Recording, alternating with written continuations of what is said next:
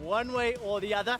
We're going to jump straight into picks and bans because we know the Vitality play style. They like to go in, they like to pick fights. Live fast, die young. That is exactly what they want to do, and that makes this game potentially very explosive, but it could also be very risky. RNG are a team that can punish those mistakes. Yeah, I mean, I think that Team Vitality has this playstyle where they are very committed to playing their own game. We have seen how good it can look. Jijuge in particular has been excellent. I think his Echo game was a total standout so far at Worlds. But when you do play kind of that high risk, high reward style, when it goes good, it looks incredible. When it goes bad, the game often falls apart very, very quickly, right? And that's, I do think though, one of the ways that a team like this can beat a team like RNG. Because I don't think you're going to beat RNG in a straight up, slow-paced macro game. You have to be explosive. You have to catch them off guard. And you know, playing your own style, playing a unique style is one way you could do it. Yeah, and of course, talking about explosive style, yesterday RNG took down Genji with one team fight. And 60 seconds later, they killed the Nexus. So let's see whether or not RNG are going to be able to find the same opportunity today. In terms of draft, Azael, Sion, Ornn, and Alistair taken off the table. Kai'Sa, Xayah removed, and there's still one ban remaining, but you know, Urgot's up there, Akali's up there. What ADC are Attila and Uzi going to play? We're going to have to see. I think Uzi played Sivir yesterday, if I recall correctly. So, you know, there's going to be some options here, and the final ban will be Talia. Also important to note, it is Kai'Sa starting today for RNG. Yeah, and it is very interesting to see all that attention given over to Cabochard. Really feels like they wanted to get Let Me into this kind of carry versus carry style matchup, or at least Bruiser, whatever you want to call Urgot. And I think I'm a little bit surprised, honestly, that Vitality did leave that Urgot up, but there has to be so much attention given to Uzi and kind of the picks that enable Uzi, and that's kind of what they've targeted. They've targeted two of his favorite carries, and then they've targeted Karsa's Talia, who really can get down there and enable Uzi a lot. So I do think that having the playmaking with the Thresh in combination with denying some of those picks may force him onto something like a little bit more dangerous. I'm very happy to see Cabochard at Aatrox. I definitely trust in his abilities in that kind of carry v carry, bruiser v bruiser style matchup. But Jack Troll needs to show me a little bit more on his Thresh than he did yesterday. Left me a little bit wanting. He got one or two good hooks in the laning phase, but mid-game impact was simply not good enough for the international stage, and today's opponent is even stronger. I'm really going to be interested to see if Attila is willing to bring something out like his Draven. You know, he has shown that throughout the regular season. I think it takes something really special to beat Uzi and Ming in lane. Like, these guys are ridiculous. You heard Aframu talking about Uzi in the interview, and really that's the kind of response you get from anyone you ask about laning against them. They're just so damn good. So maybe you do roll the dice a little bit, go for something aggressive, and try to win in that way. Yeah, and of course for Attila in particular, this is one of the guys who's not really spoken about when it comes to European AD carries. During the spring split, all the hype was around Schalke's ADC. Upset, he was the superstar that didn't make playoffs, and Attila was the last sort of rookie to the stage standing in the role. Summer steps up again, but you know, now coming up against Uzi, not only is there the pressure to show up and perform for your own region, but you're coming up against the final boss, Uzi, and what is Uzi's year? That's what everybody's painting 2018 to be. One of the cool things about it, though, I've got to say, is no one is expecting Attila to beat Uzi. So if you lose, it's expected. But if you win, if you are able to do well against Uzi, you want to make a name for yourself. How about beating Uzi at Worlds? That is about the biggest statement that a marksman player can make in this day and age. Uzi is just respected so widely. He's so dominant. And Varus is a strong laning pick, so that in combination with the Thresh, we might see even more bot lane bans in the second round for Vitality, and maybe they really do try to focus on getting good matchups. So what AD carry do you think Uzi's thinking about, knowing he's got the Rakan by his side? We've already seen the Akali, the Thresh, the Aatrox, the Thresh, and the Varus. So what direction would you like to see him go? I mean, we saw the Sivir come out yesterday. I wouldn't be absolutely shocked to see that coming out. You know, kind of the triumvirate of ADs that are most popular right now have been picked or banned.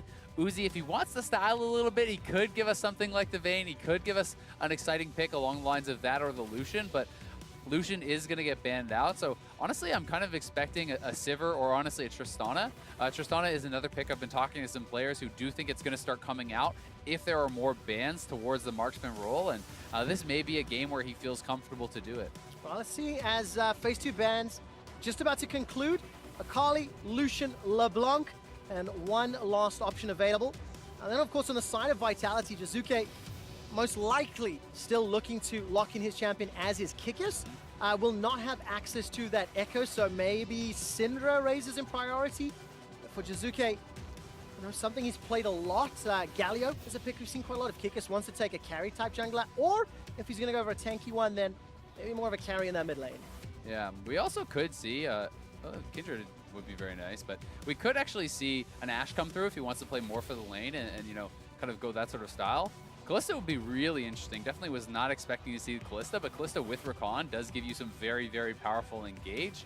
I do think that it should struggle in the 2v2 early on, but if you can find those opportunities, if a hook misses and you can go aggressively forward, there is early kill potential. In a more kind of passive lane, it would certainly be risky, but we'll see if it's going to get locked in. Yeah, a couple seconds longer, and of course that's going to be a blind pick Irelia. Unless Jizuke really wants to surprise us and take the Aatrox mid, we'll see what option he's going to run into it. But I'm going to go back to that Kindred very briefly. You know, when Vitality subbed in Kikis, he became the point man. The team played around him. He led the way for this dive, engage, go in style, and the entire team follows and supports it. And Azael, as you talked about, Tristana will be the final lock here. Yeah, it makes sense. I think that Tristana does make quite a bit of sense. I mean, there's so many options with marksmen that are somewhat interchangeable, so you can go a lot of different directions, but this is something that I've been hearing a lot of people talking about as something that they feel like is just below kind of that top 3. You know it has incredible late game, incredible sieging potential. Is one of the weaker early laners though, and I think both Rakan and the Tristana are outpaced in that 2v2 by the Varus and Thresh. One thing I would note about the Kindred here is I was a little bit surprised to see that actually locked in against a Gragas, which has already been picked, as that is generally seen as a favorable matchup there for Karsa. We are going to get the late game carry here for Jizuke, but that does make me nervous for the early laning phase. This is something, you know, I had talked about on my cast yesterday. Irelia just gets so many solo kills. It is like the most ridiculous champion in the 1v1. When you hit 6, it feels like there's such a high chance of getting that solo kill. And this is Jizuke, though, having the confidence to lock it in, believing in his play. And if he is able to actually get to the later stages, we know that Azir can take over. And secondarily, it works really well with the Kindred ultimate because you can sweep the enemies out of your own ultimate and kind of use that defensively while denying it from your opponents. Oh, so much pressure on the Vitality squad, but as you mentioned already, the expectations here are that RNG will win. But Vitality have already defied expectations by performing very well in their first 2 games. You can argue they should have won yesterday. They should have been 2-0 in the group. Let's see how far down the rabbit hole we can go. How will Vitality perform? And that man on your screen, Jizuke, I was nervous about his performance on the international stage. He had a tumultuous summer split, and now he's going to be playing the Azir. He's going to be repping the SKT skin, no less. And again, you know, all eyes on Vitality because they are the ones that have to show us that they can challenge Royal Never Give Up, one of the pre-tournament favorites for the World Championship title. Yeah, they certainly are. They're really starting to kind of feel like the final boss. Everyone looking towards Uzi, everyone talking about Uzi, and just how good RNG has been. Listen to that crowd, the fan chants and the support for RNG. It's electric, and there's a lot of love and a lot of excitement for very good teams and very good players. It's been this long build for RNG towards where they are today, where, you know, time and time again, Uzi has made it far in tournaments, has been incredible, has been respected as one of the best marksman players in the world. But this is the first year where it really feels like, hey, this is their year. Maybe Korea aren't the favorites, and RNG has been building to that with victories at MSI, with back-to-back victories at Rift Rivals over Korea, with regional dominance. Yeah. And it really has kind of come to this crescendo here at Worlds, and we're going to see if they can kind of keep that uncrackable armor there. You know, they really do look untouchable, and I think that aura can kind of start to fade away if Vitality could take a game. Well, I tell you what, the internet might explode if that happens. But yeah, I really agree, and I think there was a quote in an interview with Uzi very recently where he said that, you know, he's been painted as the final boss, and everybody's showing him as expectation-wise, maybe, you know, the player and the team that's meant to win. Early advantage as Uzi picks up the award kill already. And, you know, Uzi actually said that comes at, makes him a little nervous, a little scared. There's more eyes, more expectation, and right now Uzi and Ming are going to start trading with Attila and Jack Troll. The Flay comes down, a little bit of trade, but nothing substantial yet. It's just the race to level 2. Yeah, I mean, being the favorite isn't always easy. No. I really do think, especially in this day and age with the pressures of social media, it can be difficult when the only acceptable option is winning. And that's kind of, you know, the position that RNG is in. So we're going to have to see how they can kind of deal with that pressure and how they can deal with this explosive play style that Vitality really is known for. And the man on your screen, Kikis, this is the guy who will sort of make or break this game, in my opinion. With the Kindred, can lead the way, can have that game-changing lands respite, especially when you consider the Azir, the Aatrox, everything on top of it. There's a lot of team fighting potential if they can get grouped up. And for the time being, Vitality pushing in the bottom lane, pushing in the top lane. Level 1 ward that got killed is actually triggering this gank from Karsa, and here they go! Oh, there we go. Already a knock-up onto Jack Troll. He's got the flash available to him. Gonna hold on to it until the barrel roll comes out. Body slam flash connects. First blood is available, and it will be gifted to Uzi. So smart here from RNG. That is a reactive gank based off of that level 1 ward denial. They knew Vitality would not have the vision because they killed that in the tri-brush.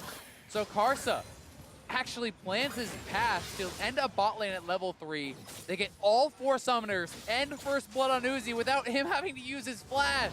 Yep, exactly. And you can argue potentially maybe that's why Karsa was subbed in for this game. Reads the map flawlessly. And the last person you want to be giving all that advantage to is Uzi. But again, it's just, oh, fantastic. This is the ward that was killed. Yeah, I mean, they know the ward is down. They know that this will not be spotted. So Karsa says, great, hey, why not try this gank? And then a lot of patience here. He knows he is behind Jack Troll. He doesn't have to use his body slam until after he flashes. Just hits him with the barrel slow. Jack Troll flashes out. That guarantees he can land that body slam flash. Clean execution from RNG. Very, very well played. So it gives RNG the advantage. Of course, Uzi got the double longswords as well as the attack speed dagger. Returning back to lane, Tilla's going to start to back away. Now this is where the pressure is on Vitality. No summoner spells whatsoever. Ming doesn't have his flash either. But on a jungle champion like Gragas, it's so easy to repeat gank and punish if Attila and Jack Troll are out of position at all. Yeah, it really is. And especially if you don't have any vision in that area.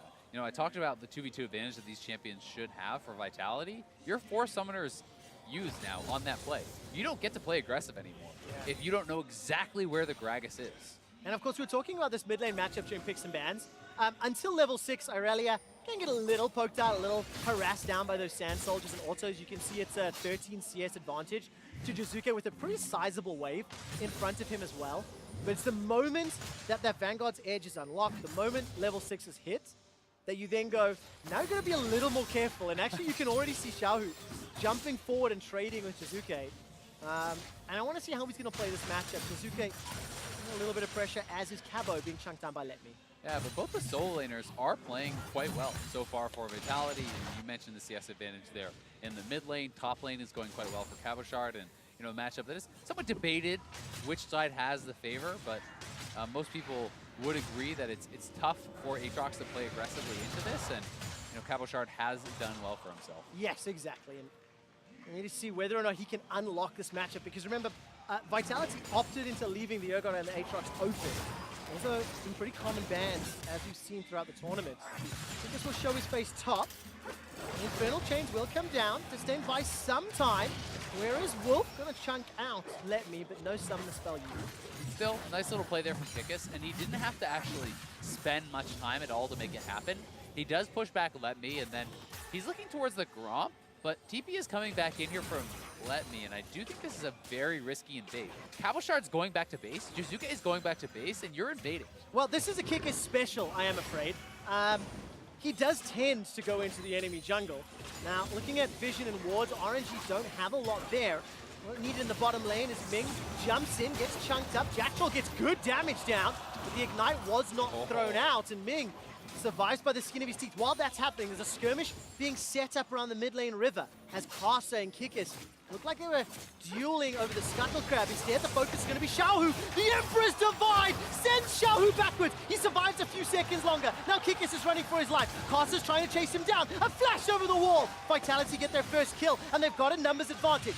Carter's inside Vitality's jungle, and he needs Let Me to help him get out. Yeah, and he will be able to get out here. Kikis does not want to commit to that at very low health with the Urgot available. Karsa may just stay around here. Kikis doesn't have smite, so Karsa doesn't either. We'll see if this happens. All right, taking a look. Level 6. Oh, the ulti! So close. They're beyond dead. Doesn't find its target. It will be enough to steal away the Brambleback, and RNG stamp Jungle Authority. Yeah, some risky play from Kikis, but it does pay off. I mean, he steals away the Gromp. They get the 2v2 kill on Aurelia before Xiaohu hit 6. And I also think expect more of that from Kikis. It is a double-edged sword. Hey, getting so far it's cutting RNG. Here we go. And so it's keeping the gold even.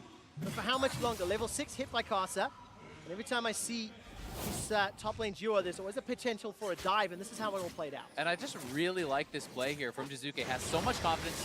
That's not a level 6 Aurelia. And Xiaohu is too far away from his jungler to be kind of clearing that pink ward here. And then this is just nice play from Kikis. You know Karsa doesn't have his flash from the bot lane gank, so flash over. When the backup comes from the top side, he just hops back over the wall once more. Wow, that's how Vitality got their first kill. It's how Jizuke maintains his 10 CS advantage. And for the time being, Uzi's plus 13, pretty much even as far as the top laners are concerned. We're against that 10-minute mark, and Vitality, once again, just playing a little bit forward. Look around the mid lane, just how much vision RNG have to play with. And Kikis, he was already going into that invade. He really, really likes to play forward. He really likes to play in the enemy's face, and potentially setting up a dive here as well. Yeah, and we'll see if they can pull this off. It would be a bit of a risky one, but you can see Jizuke was moving up as well. And even just this pressure is very nice, because now he can go back to farming, and Lemmy has to just sacrifice all that farm because Karsa is not in the area to defend him. Very, very nice. Cabochard being assisted by the rest of the team. I mean, that play alone, that's almost a 20 CS advantage now that has been created because Cabochard had laned well and because they're able to deny some of this. And it will be the gap closed a little bit as Let Me picks up some of that farm, but Vitality is playing really, really well, honestly, in the early stages of this game. Well, we need to see if they can convert it into some sort of lead in the mid game. You know, they're showing they can play even. Kikis picks up a mark from that top Scuttle Crab, and Cabochard actually came down to help out, while Vitality are playing with their vision in the mid lane. Emperor's Divide will catch on to Xiaohu. He's got flash available to him. Kikis is the target. Will need to throw down the lambs despite, and all of a sudden it's Vitality in trouble. That's a great barrel. Kikis will get taken out. Exhaust slows down Xiaohu for now, but Jizuke does not have enough damage, and RNG outplayed 2v2. Yeah, Karsa was expecting that one, sitting behind Xiaohu as he goes in, and this time Vitality don't have it in the 2v2. Kikis honestly did a good job sitting himself against the wall so he couldn't get knocked out of his ultimate, but there just wasn't any finishing power from them. Azir doesn't yet have an item and needs some time really to get going. A Fiendish Codex, and I think he only had one attachment dagger, so yeah. it's just not enough.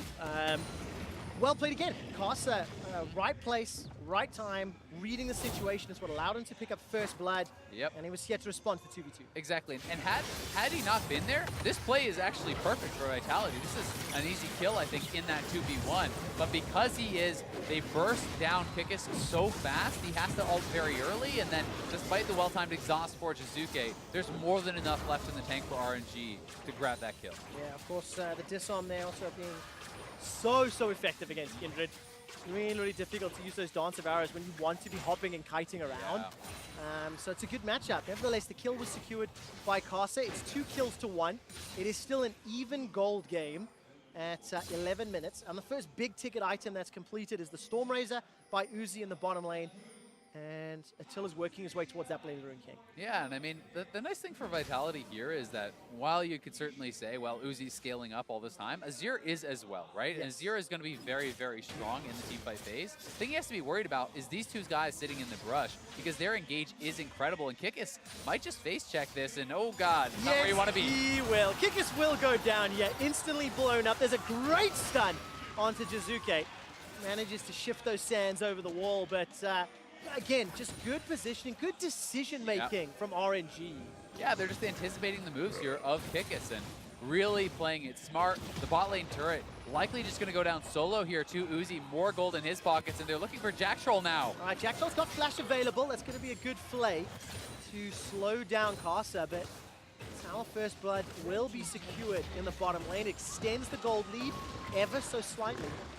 And what I really like about RNG's play and how they are playing out this laning phase, it feels like they really understand or really interpret what Vitality is going to do. Well-researched, well-prepared, and then responding to in-game decision-making, like that level 1 ward, for example. Yeah, I mean, they've just been really, really playing a solid game here. Vitality, has kept it fairly close for quite a long time, despite the fact that RNG, it's not really a poor RNG game by any means. Vitality just kind of has been mashing them. And this is still a game that Vitality certainly can win. They do have scaling, but again, it's about the engage from RNG. Ming and Karsa have such incredible and explosive engage that if Jizuke or Attila ever get caught and knocked in, you may not be able to save them unless Kikis is there with a key ultimate. So while we've got teams posturing for a potential fight, Uzi will get spotted out. RNG looking for an engage, and Karsa's coming up from the river. Now, important to note, Attila is not here, so if a Rift Herald fight were to break out, this will be a 4v5, and I don't know if this is the smartest decision for Vitality. They do back away. Yeah, I just think Vitality has no chance of fighting right now. You don't even have your Blade of the Rune King done, and Uzi already has his Stormrazor plus a Zeal on top of it, so Uzi is so much more powerful at this point in the game with additional itemization. What do you want to see from Vitality? It's 1,000 gold. It's not insurmountable. There is scaling. There are tools on the side of Vitality. So how do you want them to play to get back in lead and look towards a win? I think you need to actually kind of protect Jizuke very well, try to get vision around this Azir so he can stay safe and farm in that mid lane. And then at the same time, you're going to have Kikis basically following around the map wherever Uzi goes, I think. Otherwise, Uzi is going to be knocking down turrets too quickly, and you're going to fall too much behind. But instead, they're going to try to make a counterplay on bot. Yeah, Kikis is going bot, obviously, because Karsa showed top. Lamb's Respite is available if necessary. They're going to look to take down Let Me before throwing it down, and Cabo Shot will just concede passive instead of using the ultimate, so maybe that will pay dividends later. But now the tower's the focus. Yeah, that ultimate almost expired there. He might have actually died. It was really close, but really nicely done, and they will trade a tower, so this is good for them. And then it's just about, can they defend this turret? Because if you lose your mid turret this early, it becomes very dangerous for Azir, and Ming is ready to flank this. Nobody from Vitality's responded yet. Jizuke is holding on to the flash. He anticipated it. Look at the exit route from Jizuke. So it's 2 towers to 1, but Vitality get that extra kill. And the problem is, now Jizuke's lost his mid tower. That safe farming lane is not so safe anymore. Yeah, it really does become dangerous. This is a nice counterpunch, though, from Vitality. This is your other option. You can try to play away from the strong member of RNG, and it looks like that was the decision here. Straight in onto Let Me. Let Me avoids a lot of that damage, but Cabo Shard and Kikis focus him down, and this ultimate is about to expire. That was actually really close. Yeah. I trust in Cabo Shard. Yeah. I trust in Cabo Shard. Had it been Kikis, I would have been a little more nervous. But it's like when you've got 2 save my life buttons or options, you need to make sure your communication is crystal clear. Unfortunately, for Vitality, it was at the 15-minute mark. RNG extend their lead to 2,000 gold, 3 towers to 1, and they're just outplaying Vitality. They're in the right places at the right time, and they're making the right moves. So the pressure is now on Vitality to find those counter punches that you talked about, and get Jizuke and Attila to carry positions. They've got Nashes, they've got Blades, so the tools are at least unlocked for the next year. They certainly are, but Uzi's on 2 items, right? And this is what RNG does, I think, better than any other team in the world, is funnel gold into Uzi. This guy is such a team fight beast. They give him solo gold on towers. Anytime a kill is available that they can donate, you sure as hell going to see Uzi getting it. And that is what gets him to these positions where he's 1,700 gold ahead. It's not even like Attila has farmed poorly, right? So that is really, really the tough part for them to deal with. And I think, keeping Uzi down is such a difficult proposition for any team. And anybody in the world. In fact, I mean, if you call it the pregame interview or the interview just before this game with Aframu, he actually didn't have words for how good Uzi is. He was like looking into a monster's face and terrified for his life. Nevertheless, it's up to Vitality and Attila to try and combat this Stormrazor's rapid fire cannon Tristana. And I need to see whether or not Jack Troll or Kikis or Jizuke can find a way to split these fights up. And this is good, an advantage on the tower, but it may be traded for 1 or even 2 towers. Yeah, Karsa's setting up for a potential dive here. If Kikis is not there to defend Jizuke and he steps forward, he's going to die. But Jizuke is playing really smart. Jizuke has not died. He has not given up any kills to Xiaohu. And, you know, he has a significant farm advantage himself. So we'll see if they can defend the turret. It's going to be close. Well, the tower does survive for now. And again, just very, as you mentioned, very good, very smart positioning from Jizuke. He's going to throw down that passive, the Sun Disc, onto the mid-outer turrets, and this will help. But RNG are playing respectful. Yeah. They're not over-chasing and they're not over-fighting because they believe in their late game. Yeah. You know, if you had said to me, Zale, that at 17 minutes, Vitality would be even on gold with RNG, would I want that to happen? Yes, every time. Every single time. I think Vitality have got to be very pleased with how they played them for this game. And, you know, Jizuke, this is 3 straight games that I would say he really has been impressing. Yeah. He has been a standout on Vitality for me. And, you know, he's going to have his opportunities to carry this game. If he can play flawlessly, there's always the chance. We saw an incredible game earlier from Scout on the Azir, just absolutely decimating Team Liquid. And if you can make those plays, if you can find those Azir shuffles, you can just decide a game by yourself. Oh, Zale, you're saying things that I want to hear. You're building hope, but that death sentence will quash ever so slightly as Jack Troll on the Thresh hasn't had much of an impact. The laning phase didn't go his way. Oh, look at the engagement. nice flag. Very nicely played. Jizuke gets out of range. The play comes down. Xiaohu's running for his life, chunked down low. He got Uzi! Catches onto Uzi! Jizuke takes him down! Vitality kill! Uzi! You've heard of the caster curse. That was the caster blessing from Quickshot. You just asked for something out of Jack Troll, and he finds the flash hook on Uzi, who didn't even believe it was going to hit him. Max range. They take down the carry. What can they do after? This just keeps the goal even. This keeps the kills even.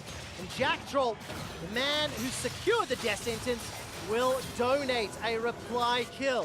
The Vitality move, if ever I have seen. You got to keep expectations reasonable, you know?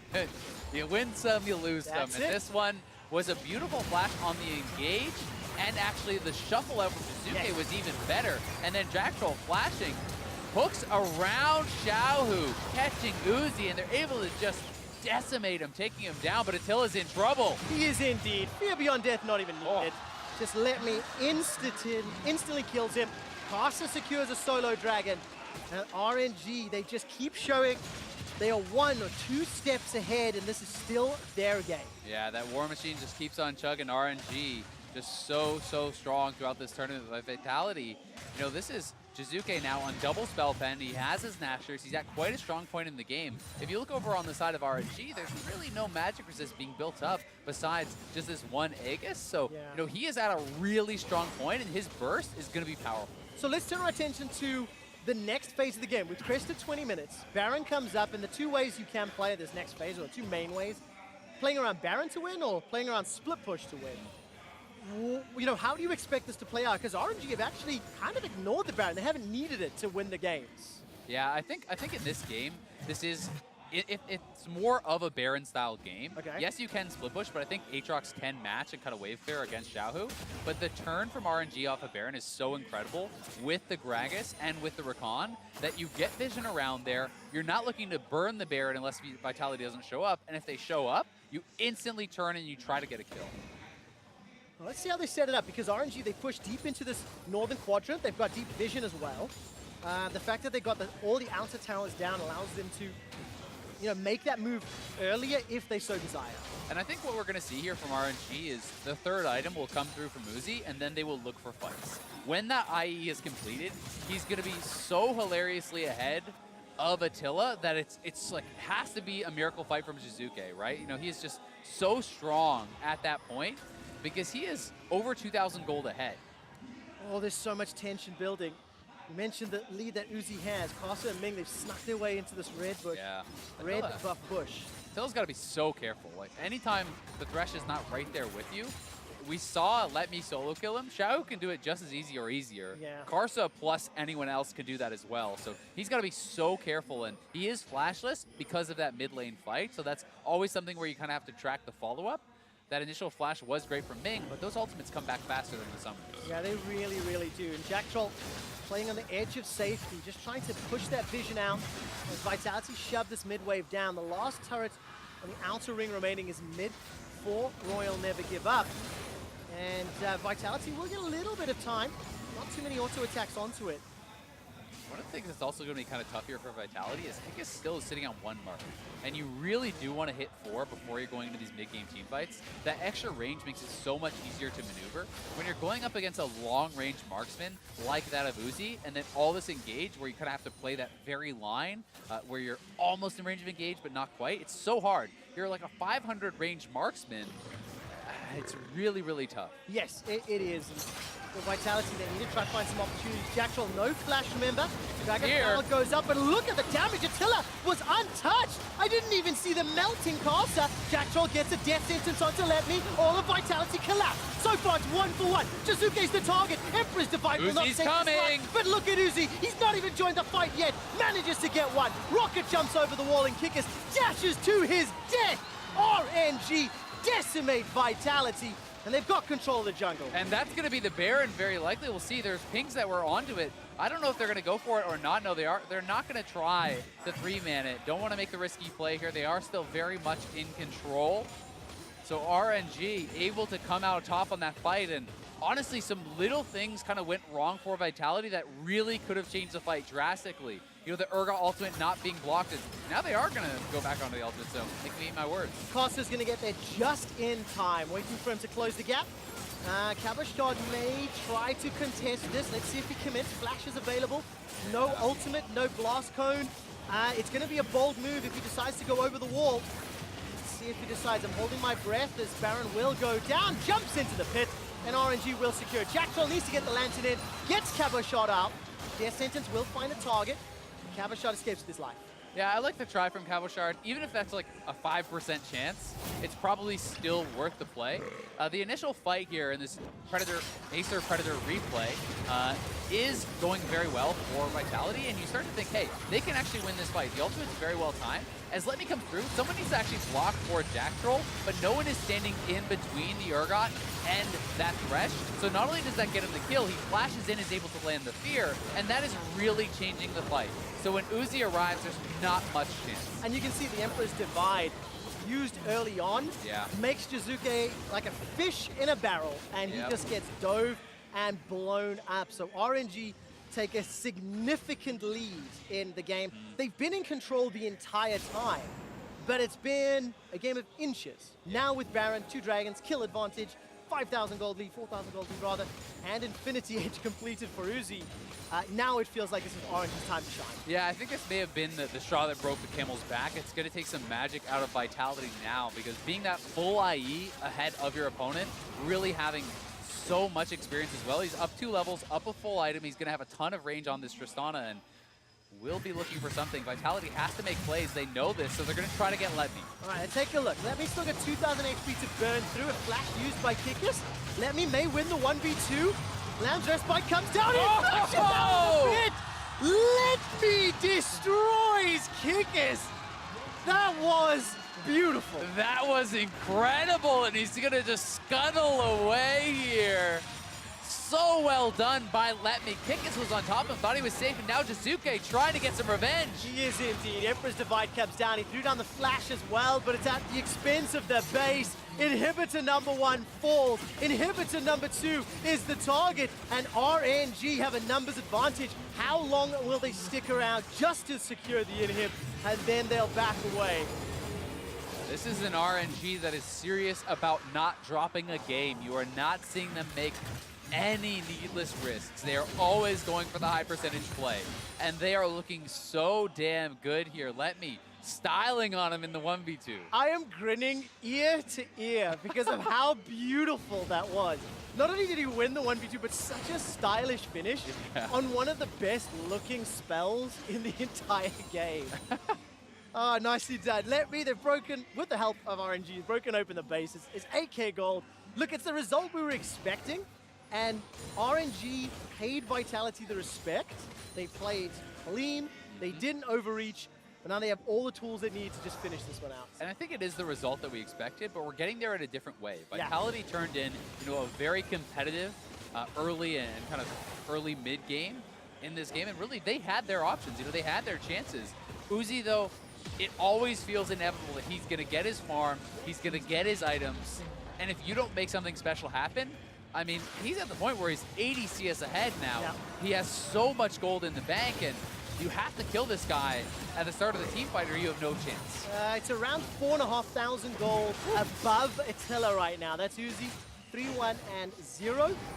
The last remaining inhibitor turret is now the focus of Royal Never Give Up. Xiaohu is coasting into the mid lane. Kikis is already dead. No ultimate, no flash available. Emperor's Divide buys some time for Attila to take down Ming, but it's simply not enough. Cavashot's passive's been popped, and Let Me is being autoed by Attila, but there's not enough front line, there's not enough time, and Vitality will lose their last inhibitor turrets. Yeah, that's 3 inhibs, and this is probably going to be the death push here for RNG, looking to close it out and move to 3-0 in the groups. Wow, 4 versus 3, not going to do it just yet. Okay.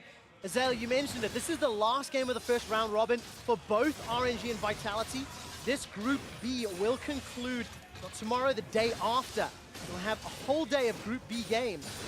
And RNG looking to go 3-0. It is a matter of clean play now. Yeah, I mean, this is just so much more discipline than you're used to seeing in the past from RNG. Yes. And this has really been part of their maturation as a team, have become so disciplined, have become so clean at closing out these games, taking no risks, base, complete another item, buy your potions, get as strong as you possibly can, wait for the minions to come in, and I mean, you basically take it from, okay, you had a 98% chance to win to now you have 100. Correct. And of course, it doesn't help having like a 4,000 gold lead if 3,000 of it is in coins. Yep. So, Kikis will once again be the target, gets stunned up by the flawless duet, but he does manage to get the ultimate off, and he gets destroyed.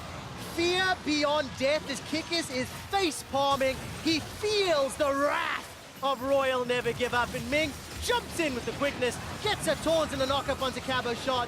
He once again uses that Bloodwell to buy some time, as Nexus turret number 1 is being focused. Yes, Uzi gets caught, but Uzi does not get killed. He hops and skips and jumps and kills Vitality right where they stand. The Nexus is down. Royal Never Give Up will ace Vitality and go undefeated in Group Stage 1. And Uzi is loving it. Vitality just wanted to take him down, committing everything in that final fight. But he stays alive. He starts the resets. And RNG are going to do it. Very, very well played by Royal Never Give Up. And give some credit to Vitality. They did put up a fight, but you could see the small mistakes, the small differences. The level 1 ward gives first blood to Uzi, and you just kind of go, yep, that's pretty much how this game's going to go. Small little differences that give RNG eventually a snowball win. But the credit to Vitality, despite the fact that it was, that really intelligent play from Barca, the first blood onto Uzi, they stayed competitive for a very long time. Kikis was proactive, got early kills. Jizuke laned very well against Xiaohu, staying up and farm the whole game. Yep. There are some positives to take away, but RNG certainly in control the whole game. This is what people want to see for a World Championship caliber team. Azael, RNG are 3-0. They defeated all the other opponents in their group. They have an average game time of 30 minutes, 100% first tower ratio, nearly 90% Drake control. It is absolute dominance. I think it is somewhat expected, but it's still impressive to see just how well this team is playing. It's one thing to have the expectations, it's another to be able to execute on them. We've seen so many favorites fall in the past. Absolutely the case. For more on exactly how RNG ended the first round robin 3-0, let's hear from the State Farm Analyst Desk. Those were some sick stats there. Quick shot for RNG as they move to 3-0 in the LPL as a region, 7-0 at this point. Pure dominance. But I want to talk about the fact that yesterday, Gen G